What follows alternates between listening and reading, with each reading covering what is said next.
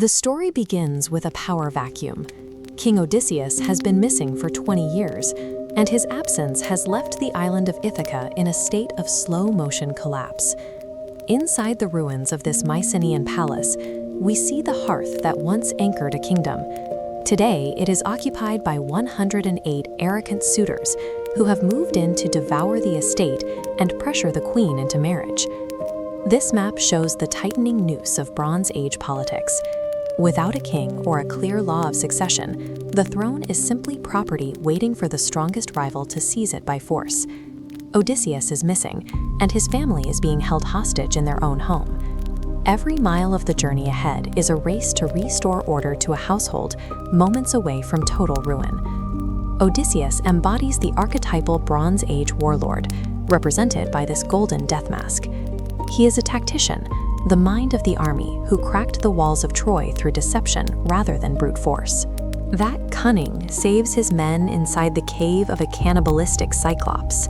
He blinds the giant and escapes by claiming his name is nobody, but his ego refuses to let the victory remain anonymous. To the Greeks, kleos, or glory, was the only currency that mattered. As the giant hurls boulders at his ship, Odysseus chooses his legacy over his safety, screaming his true name and home address across the water, so the world knows who defeated the monster. This boast gives the Cyclops the legal ammunition required to petition his father, Poseidon. He invokes a formal curse, asking that Odysseus arrive home late, broken, and alone.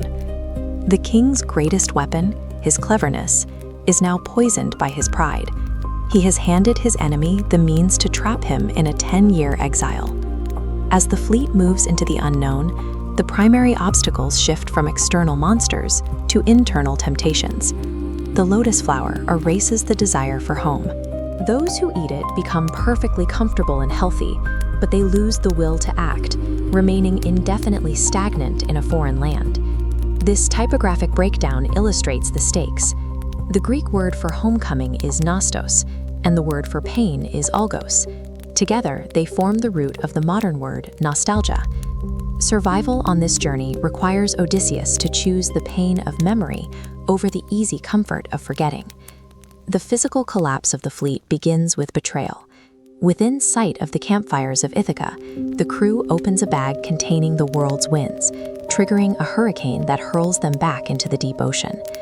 Then comes the massacre at the harbor of the Laestrygonians. Giants line the cliff tops and drop boulders directly onto the wooden hulls below, destroying 11 ships in a single hour.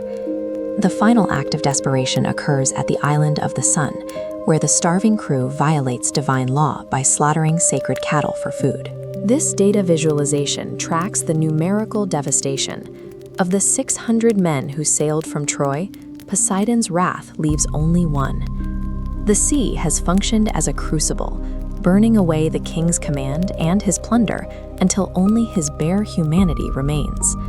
Odysseus washes ashore on the island of the goddess Calypso. It is a physical paradise that functions as a 7-year psychological prison. Calypso offers to make him immortal if he stays with her forever. He would be deathless, ageless, and eternally comfortable.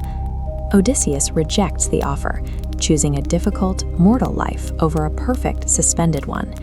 He has evolved from a glory-obsessed king into a man who simply wants his real life back.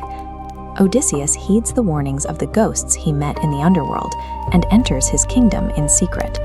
The man who once shouted his name for glory is now disguised by the goddess Athena as a filthy, anonymous beggar. He sits in the shadows of his own hall, watching his enemies feast. He endures physical abuse, mockery, and flying footstools from the suitors. The king remains motionless in his rags, testing his own patience while he identifies who has stayed loyal. He has weaponized his humility. By suppressing his ego for days, he ensures that when he strikes, he will have the intelligence required to win. Penelope announces a contest with her husband's great bow. Stringing the stiff, Bronze Age recurve weapon requires a specific technique and immense strength. The arrogant suitors fail to even bend it. The beggar strings the bow, sheds his disguise, and joins his son to purge the hall. every arrow finds its mark. The disciplined survivor who endured years of isolation has reclaimed the throne that his younger, arrogant self was fated to lose. These massive stone blocks at Mycenae represent a civilization that collapsed shortly after these stories were first sung. This epic preserved the memory of that lost world and its very real geopolitical fears. The Odyssey endures because it teaches that survival relies on mastering the ego, holding on to memory, and maintaining the will to go home.